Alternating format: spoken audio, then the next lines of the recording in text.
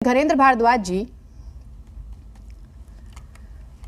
जी, दिल्ली में जो जहर चारों तरफ है, स्कूल बंद होने की बातें हो रही हैं, कहा ग्रैब 4 लागू हो गया है।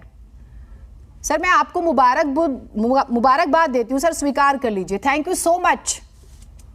आपने 50% जो दिल्ली की आबादी है उसका घर से बाहर निकलना मुश्किल करा दिया।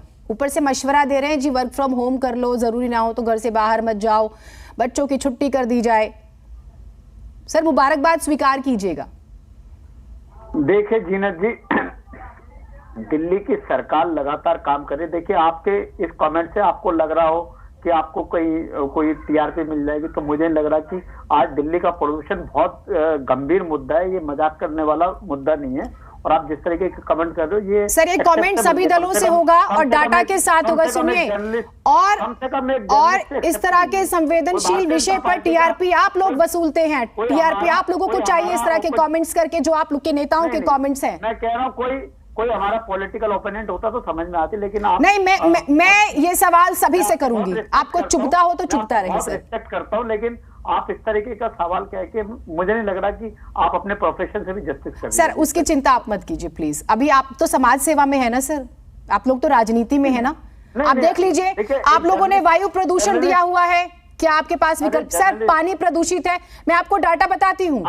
भारत में 26 लाख लोग मारे जाते हैं प्रदूषण से, जिसमें 16 लाख लोग सिर्फ वायु प्रदूषण से मरते हैं और 5 लाख से ज्यादा जहरीला पानी पीने से।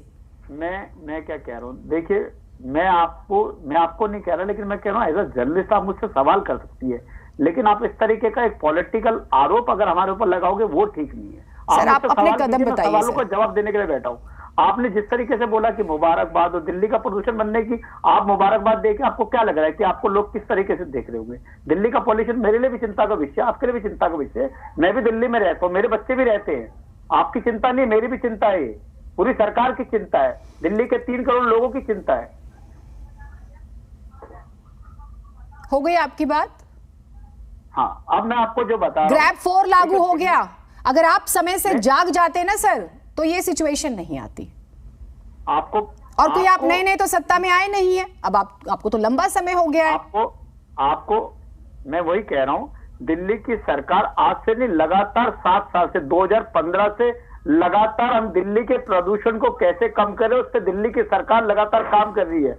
आपका चैनल रिपोर्टिंग कर रहा है, आप लाइव दिखाते हो। जब गोपाल राय जी ने चाहे 10 पॉइंट समर एक्शन प्लान जारी कराओ, चाहे 10 पॉइंट विंटर एक्शन प्लान जारी कराओ, चाहे एंटी डस्ट कैंपेन चलाओ, चाहे दिल्ली में हर विधानसभा से हम स्मोक गन से हम पानी का छिड़काव करा रहे हो, चाहे हमने दिल्ली में ग्रीन बेल्ट बढ़ाई हो, चाहे दिल्ली के अंदर हम ई व्हीकल पॉलिसी लाए हो, जिससे आज दिल्ली देश का पहला राज्य जहां ई व्हीकल की रजिस्ट्रेशन सबसे ज्यादा हो रही है। हम सब्सिडी दे रहे हैं, हम दिल्ली में एनकरेज करें लोगों को कि आप ई व्हीकल पे जाओ, आप सीएनजी पे जाओ। उसके अलावा दिल्ली की सरकार ने मास्टर्स लगाए हमने कि कहीं कूड़ा न जल पाए, हम जाके 10 तारीख से हमारी पॉल्यूशन कंट्रोल बोर्ड की टीम काम कर रही है। हमने दिल्ली की सारी फैक्ट्रीज हमने पीएनजी पे कन्वर्ट कर दी है। लगातार दिल्ली की सरकार काम कर रही है, हमारे एफर्ट्स में, हमारी सिंसियरिटी में कोई कमी नहीं है, दिल्ली के लोग देख रहे हैं। लेकिन मैं बार बार वो आपसे जो कह रहा हूं कि दिल्ली की सरकार ठीक है, तो आपको 10 में से 10 नंबर दे दिए जाए सर पूरे, आप अपने आप को 10 में से 10 नंबर देते हैं। मैं कह रहा हूं, मैं कुछ और कह रहा हूं, मैं ये कह रहा हूं कि दिल्ली का प्रदूषण जो है, दिल्ली का पॉल्यूशन 7 सांसद भारतीय जनता पार्टी के, आपको पता है दिल्ली में कूड़े के पहाड़ों का कितना कंट्रीब्यूशन है पॉल्यूशन में? 12% पॉल्यूशन जो है 3 बड़े कूड़े के पहाड़ दे रहे हैं, जहां भारतीय जनता पार्टी की सरकार। सर अच्छा हुआ आपने बात छेड़ दी, ठीक किया सर, आपने बड़ा अच्छा किया। अभी सुन लीजिए, ठीक है सर, 12%। सर सुनिए तो सही, भारद्वाज जी सुनिए तो सही, सुनिए। आपने बहुत अच्छा किया, आपने 12% कूड़े के पहाड़ों का जिक्र किया जो पोल्यूशन होता है। अब मेरी बात ध्यान से सुनिएगा सर, जापान की क्यूशू यूनिवर्सिटी है, वहां पर रिसर्च होती है दिल्ली को लेकर स्पेशली, और वो कहते हैं अगर पेट्रोल, डीजल, सीएनजी बसेस को इलेक्ट्रिक व्हीकल्स पर आप शिफ्ट कर देते हैं तो 75% एयर पोल्यूशन खत्म हो जाएगा दिल्ली का। 7 साल हो गए सर आपको, आप 12% कूड़े के पहाड़ों का पोल्यूशन दिखा रहे हैं, आपको 75% की चिंता नहीं है?